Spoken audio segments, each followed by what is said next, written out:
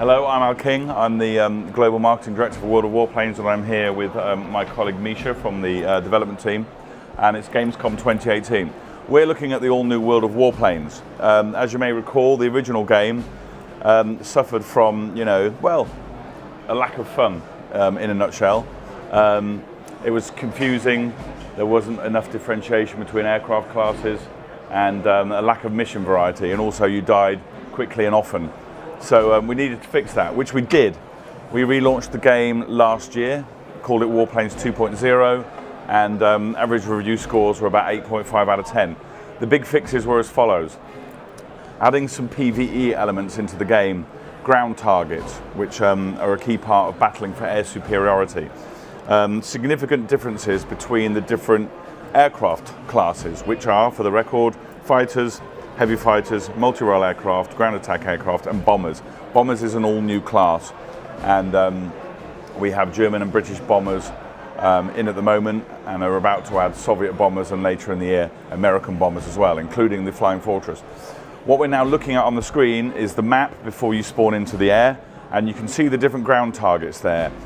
If you have control of an air base, you can choose on the map where the respawn point is. If you have control of a command center, it will send in waves of NPC bombers to bomb the enemy ground targets. If you have control of a garrison, then it will basically start shooting rockets at the enemy ground targets. And then also, if you look on the left, if you're not sure exactly what to do, then there are three suggested sort of like, generic game styles, if you like. So assisting aircraft of your own group, defending your sectors from enemy attack, and engaging in low and mid-level dogfights. So the battle will be starting in about 5 seconds. This looks like our sort of southwest Monument Valley map, which is very appropriate for a North American audience. And we've chosen the Spitfire. So bottom right-hand corner, you will see the map. It's always important to keep an eye on where the other members of your team are going. If you go it alone in this game, you'll probably end up dying, more often and more quickly than your teammates. But Michael may be ahead, but he's got some of his colleagues behind him. So what you're seeing there, highlighted by the white markers, these are the neutral planes that are defending that airbase. So Michael's going to start engaging with them, and you'll also notice there's some fire coming up from below. That's because he's quite low to the ground, and so the flak can reach him, and the AI is going to try and shoot him down. So there's a plane there. He's zoomed into sniper mode, and he's going to start and strafe and try and take that plane out. You can see he's already done a little bit of damage there. That is a fighter as well, so they're both going to be trying to use their nimbleness and speed, but the Spitfire is going to win this competition. It's a far superior aircraft. There you go, look. We've made the explosions a bit bigger. You'll see a lot more shrapnel flying off these days, give it a bit of, Hollywood. And yeah, we're in the process now of getting ownership of the airbase. You can see how it's getting bluer and bluer. If he takes this guy out, then we're very close to securing it. Another neutral plane there to get rid of. Meanwhile, you can see that there's a dogfight going on the map in the bottom right-hand corner. We've lost a couple of our guys in the battle for the radar base, but it looks like we're about to get control of the radar base in the north, and we should get control of this airfield fairly soon as well. Once we've got control of those zones on the ground, you'll start to see the blue bar at the top get bigger, and then we can probably start engaging with more red bandits. So look, we can see a hostile red arrow appearing above the map. That means Michael has got company. There we go, it's another fighter, so we're going to now see some one-on-one dogfighting. Let's hope that Michael, as the games developer in the iconic Spitfire, can actually win the day, which indeed he does. So at that point, we've now secured the airbase. There's a little padlock that's appeared, so he can now go for fresh hunting. We've also secured the radar base over there, so it's looking good for Team Blue at the moment. How do you determine who's an AI player and who's an enemy player? Enemies will be red, your own team will be blue, and the AIs will be kind of like neutral white. So the last big update for Warplanes was called Progression 2.0. It basically makes much more sophisticated and more significant all of the different modules and add-ons. So you can take what is essentially a fighter and then depending on your gameplay style or just how sort of maverick you're feeling, you can make it lighter or heavier by adding bigger engines, more of an airframe. By the way, what you're looking at there is the NPC bomber squadron that has been triggered by getting ownership of that radar base, yeah? So they're Team Blue, they're on our side, they're flying high, and they'll be heading towards that enemy air base. And if they don't get shot down in the process, they will discharge their payload and bomb that enemy site, which is great news, because then we can probably go in and take possession of it.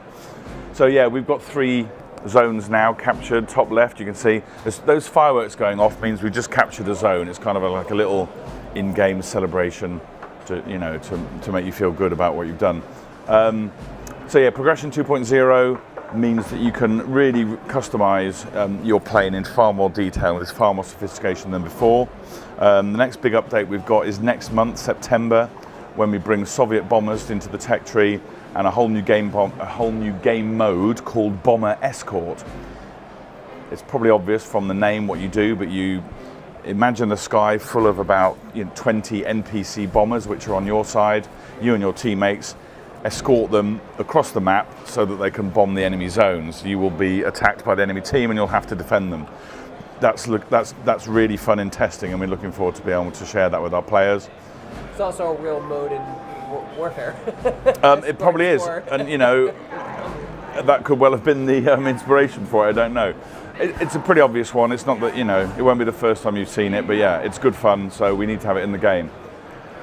And then at the end of the year in November, in time for Thanksgiving, we will introduce the American bombers into the game, including the Flying Fortress. So that'll be tremendous fun. And the great thing about bombers, apart from staying high and being fast and wreaking havoc on the ground, there's a mini game within that which is tail gunner mode. If you've got like a pesky enemy fighter who's behind you shooting, the AI will be shooting back, but if you press T and go into tail gunner mode, you can then zoom in and shoot that fighter, and you'll be doing double damage when it's you actually doing the shooting, so that'll be quite good fun. Because the guys have done so many improvements and overhauls and enhancements to the game and are adding new content, I felt as the marketing guy they needed some world-class marketing. So I called my friends at Iron Maiden and said, hey guys, you write songs about World War II dogfights, why don't we remake your video for Aces High using our in-game engine? And quite amazingly, they said yes. And then Bruce Dickinson, the lead singer, who's a trained pilot and a broadcaster and an all-round good bloke, he volunteered to be the brand ambassador for World of Warplanes. So he gave up half a day of his time at the RAF Museum in Hendon, and we filmed him talking about 10 iconic warbirds, and then we edited those down into 2 to 3 minute videos, and we're releasing one a week. And the last one comes out, I believe, Friday of this week. The Spitfire we're looking at here is not the Iron Maiden Spitfire, but the Iron Maiden Spitfire is available in the game. And once you've got that Spitfire, you will then basically also have Eddie, the Iron Maiden punk zombie mascot, and he's effectively the pilot of your plane. And up until yesterday, we also had an Iron Maiden themed hangar chock full of Easter eggs and icons from the Iron Maiden universe. So they've been a great promotional partner for us, and we've had a lot of awareness as a result of that cooperation. So that's been great for us. And as you saw, Michael has proven to be a very competent pilot. There was a victory there, over 8,000 XP and several medals, I noticed. Well done. So can you give us kind of a release schedule for everything implemented into the game? It's obviously not going to be all at once. Sure. Right? It'll be a spread out. Well, I think the date we're committing to for the September release is Friday the 21st. That'll be when you get the new Siberia map, the Soviet bombers and the bomber escort mode. And then let's say, well, our birthday is the 11th of November, isn't it? You say sometime in November. Too. Sometime in November for the big American bombers, in time for Thanksgiving, let's say, for sure. And we're looking forward to that because, those things are very impressive pieces of kit. And the reason they're coming last is that they just take the longest to make because they're the largest object. So We're can people find more information about your game? We would like them to go to worldofwarplanes.com, which is our website that's optimized specifically for the North American audience. If they like, if they prefer the English spelling of words, they can go to worldofwarplanes.eu. And if they like, a little bit of lag in their games, they can even play on the European server. But I would say, yeah, so look, what we're looking at here is the British power metal band Iron Maiden playing their classic song Aces High about dogfighting in World War II. And look, hovering above it is a giant Spitfire. That is actually 9/10 scale, not quite fully life size, but that is the Spitfire that's available in the game. And it comes with the pilot Eddie, who is the Iron Maiden mascot. So thank you guys for being there for us.